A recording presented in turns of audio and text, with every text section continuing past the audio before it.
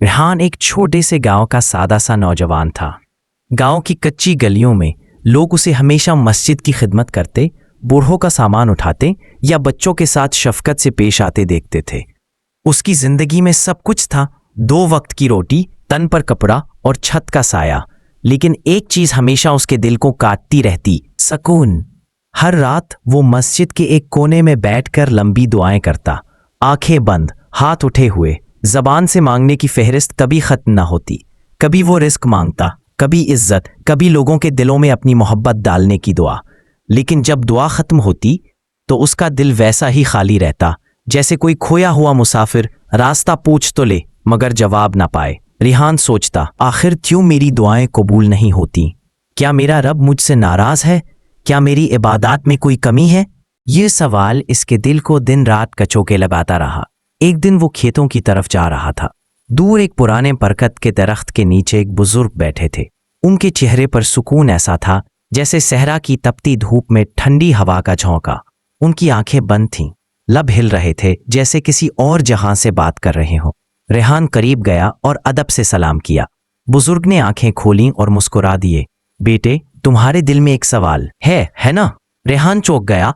हजरत, आपने कैसे जान लिया? बुजुर्ग ने कहा, क्योंकि दिल की बेचैनी आंखों से झलकती है। बताओ, क्या तुम ये नहीं सोच रहे कि तुम्हारी दुआएं क्यों कबूल नहीं होती? रेहान की आंखों में नमी आ गई। वो धीरे से बोला, जी हजरत, यही तो मेरी सबसे बड़ी परेशानी है। मैं हर रात अल्लाह को पुकारता हूँ, लेकिन मेरे अंदर का खला भरने का नाम ही नहीं लेता। बुजुर्ग ने नरम लहजे में कहा, बेटे, अल्लाह की तरफ उठने वाली कोई दुआ ज़ाया नहीं जाती। दुआ के 3 दर्जे हैं। कुछ दुआएं वहीं कबूल हो जाती हैं, कुछ को अल्लाह आखिरत के लिए संभाल लेता है ताकि बंदे को वहां अजर के पहाड़ मिले, और कुछ के बदले अल्लाह जमीन पर मुसीबतों को टाल देता है। रेहान ने आह भरी, लेकिन हजरत, मेरा दिल सुकून क्यों नहीं पाता? बुजुर्ग ने आसमान की तरफ देखा और कहा, क्योंकि तुम्हारी दुआएं जबान से निकलती हैं, दिल से नहीं। दुआ जब दिल से उठती है तो वो सीधी अर्श तक पहुंचती है।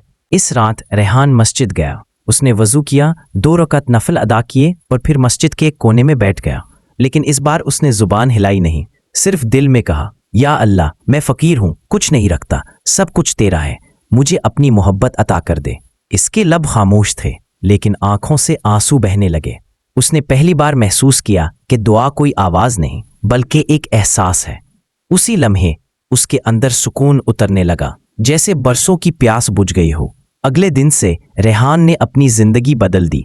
अब वो सिर्फ अपनी दुआएं नहीं मांगता था, बल्कि दूसरों के लिए भी दुआ करता। जब किसी गरीब को देखता तो दिल ही दिल में कहता, या अल्लाह, इसके रिस्क में बरकत दे।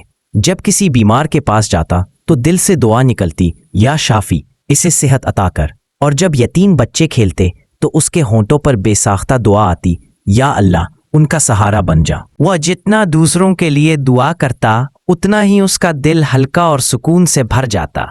कुछ महीने गुजरे, गांव में कहत पड़ गया, खेत सूख गए, कुएं खुश्क हो गए, लोग परेशान, भूखे और बेबस थे।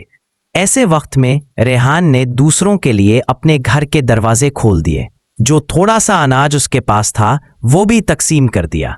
हैरान थे, रेहान, तुम्हारे पास खुद कुछ नहीं, फिर भी दूसरों को देते हो? रेहान मुस्कुरा कर कहता, मैं गेता नहीं बल्कि अल्लाह के खजाने से आगे बढ़ाता हूँ।